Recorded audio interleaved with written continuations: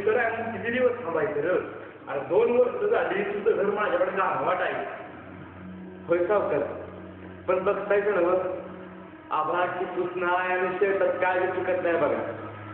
पण आता काय तर 2-3 आभाळाची मदत करा बघा. औंधा काय पण करून तुमचं देणं भागवणार बघा. 1 पैसा येणार नाही. या 15 दिवसात माझं देणं नाही त्याचा काय परिणाम होईल हे तुला माहिती आहे. त्यांच्याशिवाय तुमची नजर नेणार आहे. घर माझ्याकडे जाणवत आहे. शेत बँकेला घेऊन दिलंय. मग आता बायकोला माझ्याकडे कसं वाटवणार आहे. सावकार कर्ज बाकी आहे म्हणून काय कोण केला नाही. जमीन आणि काम ठेवले. आपण भात ठेवलेला सावकार हे सुट्ट्या बघताय काय काढायला बाहेर घरी बोलतोय.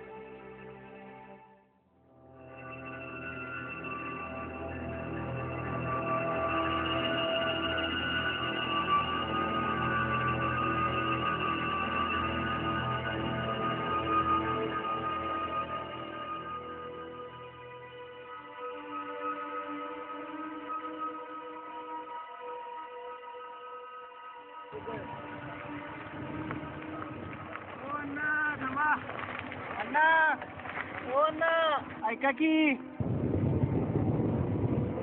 अण्णा आता घरी जाऊन आलोय. वहिनी भेटल्या. वहिनीनं नोटीस दिलेला आहे. बँकेनं जप्ती काढल्या जमिनीची. 2-4 दिवसात निलावी आहे.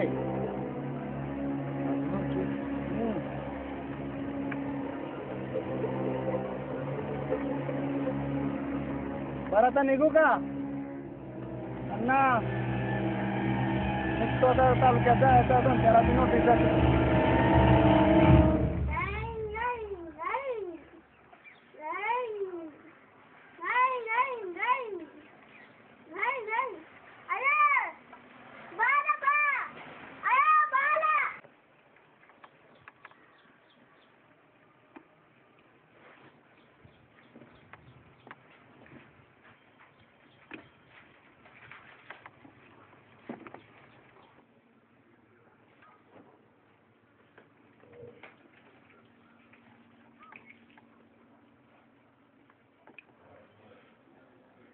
शांता, ए शांता,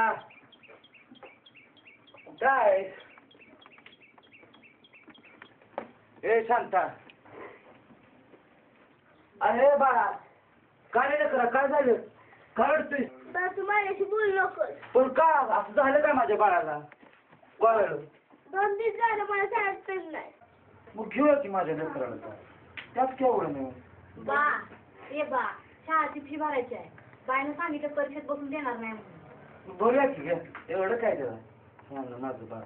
बा मला बाई शाळेत येऊन देणार. का ग बाळा? वया सांगते. मग घेऊया की नाही. त्यात काय एवढं गुणाचं ग बाळ माझं.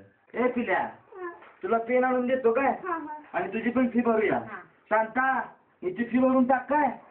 आणि तुला पण नवीन वह्या आणूया काय. आणि आज संध्याकाळी गोड गोड जेवण करायचं. खेळायला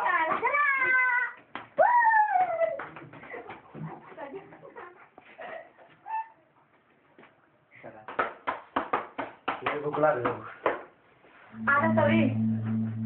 दिवसभर सांगताना फिरतोय. सावकाराकडे गेलतो पण सावकार काय एका पैशाला जुमानल. आणि वाटत ती बँकेची माणसं भेटली होती म्हणे. तुला नोटीस देऊन गेले ती म्हणजे. अहो त्यांनी नोटीस देऊन गेले ती. घरात पीठ नाही. शेजारच्या गौराकाकडनं पीठ मागून आणले. अहो आजचा दिवस कसा तरी भागल. उद्याचं काय करायचं? घर आहे सावकाराकडं, जमीन आहे बँकेकडं. कसं पोराला कुठलं काम पाणी घालायचं? मग मी तर काय करू, मला मजा वाटते काय? तेव्हा आभाळात पाऊस नाही, साधा एक टिपून सुद्धा नाही, आणि त्या सुपीक जमिनीत काय सुद्धा पिकत नाही. हो म्हणून करता डोंगर झाला डोक्यात.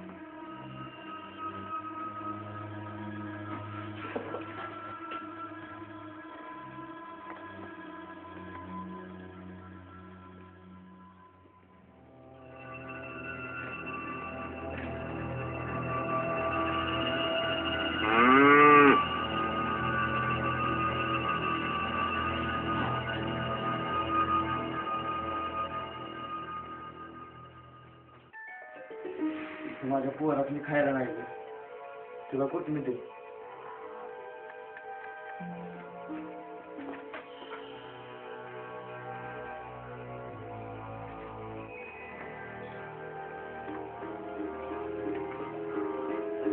कशाला हे मुद्दा सांगायचा? नाहीतर आता काय करू, असं तसं अन्न नाही म्हणून मारणारच आहे. दुसऱ्या वेळी कुठेतरी जगल धरी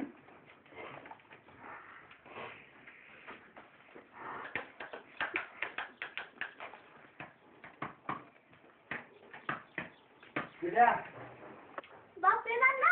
मग आणला की 2 पेन आणल्यात माझ्या लेकरांसाठी. हे घे त्यासाठी होईल सांगते. बघ हे घे 1000 रुपये, तुझी फी भर उद्याची उद्या. आणि काय गेलं तर तुला घर खर्चाला ठेव. आणि याच गोडधोड आणले खायला. आज पोरांसाठी गोड गोड बनवू काय? माझ्या पोरानं लय दिवस गोड खाल्लं नाही घरात. आणि तुम्ही जेवून घ्या, मला वेळ होईल रातच्याला यायला. मी रानात जाऊन येतो.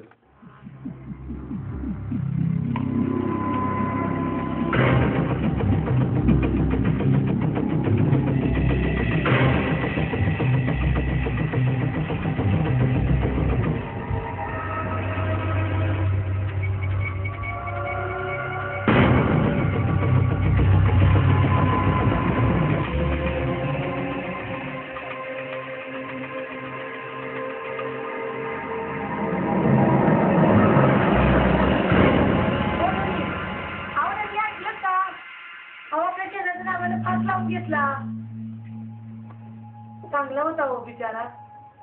त्या सरकारच्या अर्थव्यवस्थेला अजून एक बळी पडला. देशाच्या कणामधल्या जाणाऱ्या शेतकऱ्यांमधला एक शेतकरी संपला. तरी तुम्हाला एक विचारू का हो? तुम्ही जर असं काय करणार नाही का? आता कसं होणार त्याच्या बायका पोरांनी? बोला की धनी.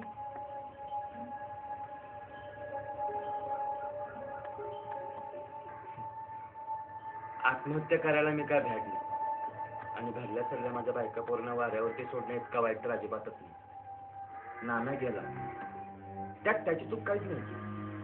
चूक होती ती आमची, त्या सिस्टीमची.